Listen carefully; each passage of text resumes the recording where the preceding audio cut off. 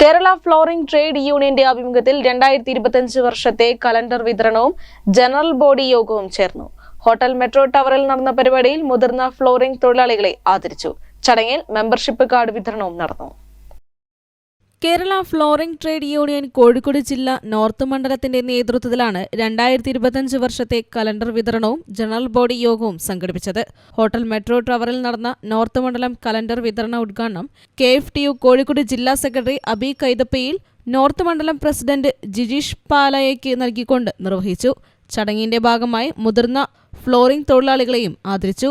KFTU സംസ്ഥാന media കോർഡിനേറ്ററും Kozhikode ജില്ലാ working president കൂടിയായ ഹാരൂൺ താജ്, കോഴിക്കോട് ജില്ലാ ട്രഷറർ ദിനേശ് C. ഒടുമ്പ്ര, കോഴിക്കോട് ജില്ലാ joint secretary Vijeesh NIT, Kozhikode ജില്ലാ എക്സിക്യൂട്ടീവ് മെമ്പർമാരായ ഷബിലേഷ് കൊടുവള്ളി, ഹാരിസ് പെരുവയിൽ എന്നിവർ ചേർന്ന് മുതിർന്ന തൊഴിലാളികളെ ആദരിക്കുകയും അവർക്കുള്ള കോഴിക്കോട് ജില്ലയുടെ ഉപഹാരം കൈമാറുകയും ചെയ്തു.